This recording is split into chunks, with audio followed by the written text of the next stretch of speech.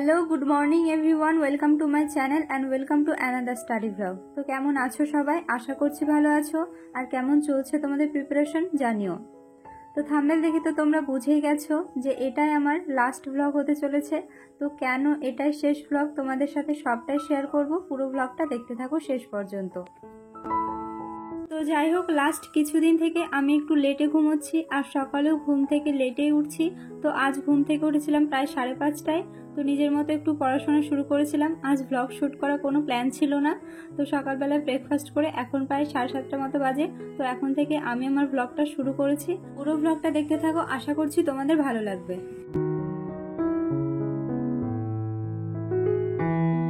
Last 15 day strategy ভিডিওতে আমি তোমাদের সাথে শেয়ার করেছিলাম আমার ডেইলি স্টাডি রুটিন।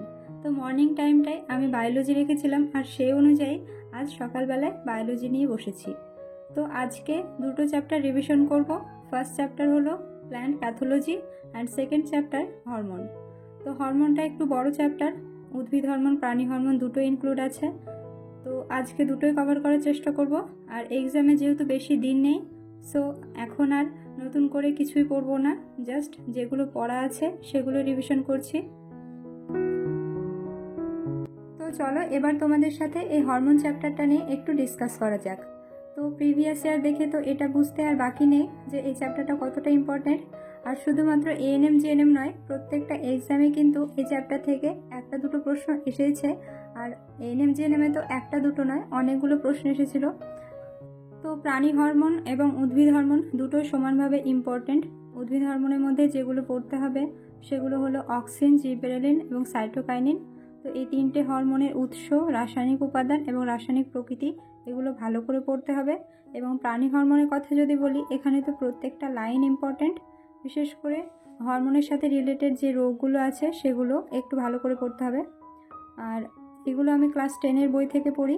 আর সাথে আর একটা বই নিয়েছি, সাতটা পাবলিকেশনের জেনারেল সায়েন্স বই। তো পড়া শেষ করে ওই চ্যাপ্টার থেকে কিছু এমসিকিউ সলভ করছিলাম। আর আজকে আরও একটা চ্যাপ্টার পড়েছি, সেটা হলো প্ল্যান্ট প্যাথোলজি। তো এখান থেকে আমি বেশি ডিটেলসে কিছুই পড়িনি, যেগুলো ইম্পর্টেন্ট সেগুলোই পড়েছিলাম। যেমন ধান গাছের ধসা রোগ, লেবুর ক্যাঙ্কার রোগ, আলুর স্ক্যাব রোগ, মটর গাছের ধসা রোগ, এগুলোই। তো এগুলো বেশিরভাগ পরীক্ষাতে দেখা যায় এবং মক টেস্টেও আমি কয়েকবার দেখেছি। তো সেই জন্য এগুলো একটু বেশি করে পড়লাম। আর তোমরা আমাকে কমেন্টে জানিও যে চা গাছের ধসা রোগ এটি ব্যাকটেরিয়া ঘটিত নাকি ছত্রাক ঘটিত।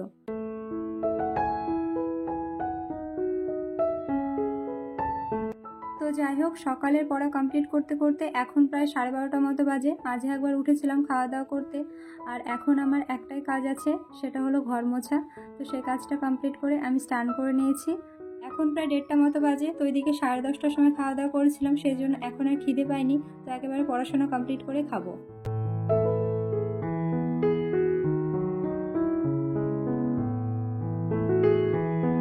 আচ্ছা, তো তোমরা আমাকে অনেকে জিজ্ঞেস করেছো যে স্নান করার পরে আমি চুলে যেটা ইউজ করি সেটা অ্যাকচুয়ালি কি। সেটা হলো একটা সিরাম, যেটার নাম হলো স্ট্রেক্স। আর এটা আমি নিয়েছিলাম পার্পেল থেকে। তো তোমরা আমাকে মাঝে মাঝে এমন কোয়েশ্চেন করো যে আমি কনফিউজড হয়ে যাই ভিডিওর মধ্যে এগুলো রিপ্লাই দেবো কিনা। বাট এই কোয়েশ্চেনটা অনেকেরই ছিল, সেই জন্য ভাবলাম অ্যান্সারটা দেওয়াই যাক। তো স্নান সেরে আমি এখন ম্যাথ নিয়ে বসলাম। আর লাস্ট 2 থেকে 3 দিন মতো আমি ম্যাথ প্র্যাকটিস করিনি, ফিজিক্স পড়ছিলাম। তো ভাবলাম যে এক্সামে যদি ফিজিক্স থেকে বেশি অ্যাটেম্প্ট করতে না পারি তখন ম্যাথটাই ভরসা হবে। যদিও গতবার এএনএম জিএনএমে ম্যাথ থেকে অনেক কঠিন প্রশ্ন দেখা গিয়েছিল।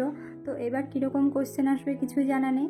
যদি সিম্পল ইন্টারেস্ট, কম্পাউন্ড ইন্টারেস্ট এবং অনুপাত সমানুপাত এই কমন চ্যাপ্টারগুলো থেকে কোশ্চেন আসে, তবে অ্যাটেম্প্ট করে আসারই চেষ্টা করব, ছেড়ে আসবো না। এখন আমি করছিলাম সুবীর দাস স্যারের বই থেকে সিম্পল ইন্টারেস্ট। এর আগেও অনেকবার করেছি, বাট তাও একটু সময় লাগছে। তো দেখা যাক এক্সামে কি হয়। এবার চলো তোমাদের সাথে আমার ভ্লগের ব্যাপারটা ক্লিয়ার করে দিই। আসলে এএনএম জিএনএম এক্সামের আগে এটাই আমার শেষ ভ্লগ। এক্সামের পর ক্লার্কশিপের স্ট্র্যাটেজি নিয়ে ভিডিও আসবে খুব তাড়াতাড়ি। আসলে আমি এই সপ্তাহটা একটু এক্সাম নিয়ে ব্যস্ত থাকবো, সেই জন্য এখন আর কোনো ভিডিও আসবে না। বাট টেলিগ্রামে ডেলি মক এবং ইউটিউব কমিউনিটি পোস্ট ডেলি যেরকম আসে সেই রকমই আসবে। তো দুপুরে ম্যাথ প্র্যাকটিস করে উঠেছিলাম, খাওয়া দাওয়া কমপ্লিট করে আবার শুরু করলাম পড়া। এখন আমি ফিজিক্সের অ্যাসিড, ক্ষার এবং ক্ষারক এই চ্যাপ্টারটা পড়ছিলাম। তো এখন প্রায় 3টে মতো বাজে আর এই পড়াটা কন্টিনিউ চলবে 4:30 পর্যন্ত। তারপর 30 মিনিট মতো রেস্ট করব অ্যান্ড 5টার সময় যাব টিউশন পড়াতে। তো এক্সামের জন্য ছুটি দিতে হবে, সেজন্য এখন একটু বেশি বেশি পড়িয়ে দিচ্ছি স্টুডেন্টসদের।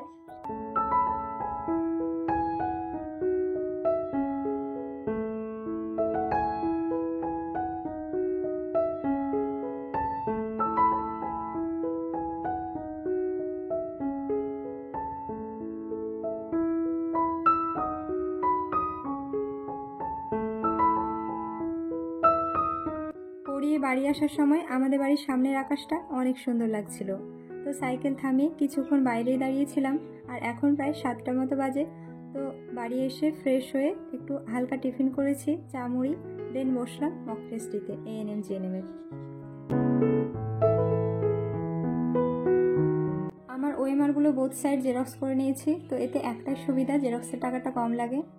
আচ্ছা, তোমরা যারা ওএমআর ফিল আপ করতে পারো না তারা কিন্তু এক্সামের আগে একবার শিখে নিও, কারণ আমাদের ওএমআরটাই আসল। এখানে ভুল হয়ে গেলে এক্সাম যতই ভালো দাও কোনো মূল্য নেই। আর এক্সাম হলে দেখবে অনেকেই ভুল করে এবং কান্না শুরু করে দেয়। তো ওই দিকে মন দিলে কিন্তু তোমাদেরও ভুল হওয়ার সম্ভাবনা আছে। অ্যাকচুয়ালি আমাদের টিউশনেরই একজনের এরকম হয়েছিল এক্সাম হলে। তো অন্যের কান্না দেখে ও নিজে ভুল করে দিয়েছিল, সেই জন্য তোমাদেরও সাবধান করে দিলাম। অ্যাকচুয়ালি এক্সামের আগে তুমি যদি ওএমআর শিটে বারবার করে মক টেস্ট দিয়ে প্র্যাকটিস করো, তখন এক্সাম হলে গিয়ে তোমরা আর ঘাবড়াবে না, আর ইনভিজিলেটরের দিকে হাঁ করে তাকিয়েও থাকতে হবে না। ওরা কখন এসে বলবে তারপর তুমি ওএমআর ফিল আপ করবে। তো এতে অনেকটা টাইম টেকিং ব্যাপার। তো তার থেকে ভালো নিজেই বারবার প্র্যাকটিস করে নাও, এক্সাম হলে গিয়ে অনেক সুবিধা হবে।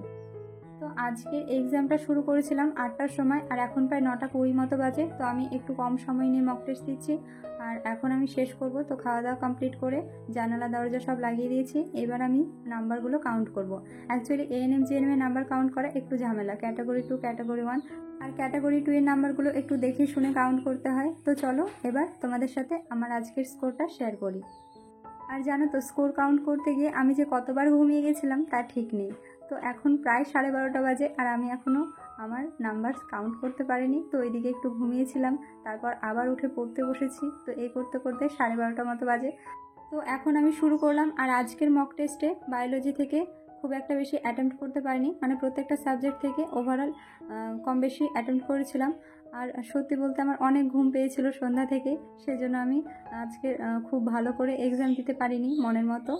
তো ম্যাথগুলো তো খুব একটা অ্যাটেম্প্ট করিনি, 6টা মতো করেছিলাম মনে হয় 10টার মধ্যে, আর তার মধ্যে একটা ভুল হয়েছে। আর লাইফ সায়েন্স, ফিজিক্যাল সায়েন্সের মধ্যে লাইফ সায়েন্সটা একটু ইজি লেগেছে, ফিজিক্সটা একটু কঠিন, আর ইংলিশটা তো এই বইয়ে মোটামুটি সব মক টেস্টগুলো একই রকম থাকছে। তো ফাইনালি অনেক স্ট্রাগলের পরে আমি স্কোরটা কাউন্ট করতে পেরেছি। তো ঘুমের মধ্যে ভুলভাল করছিলাম, অ্যান্ড ফাইনালি আমার স্কোর আজকে এসেছিলো 62।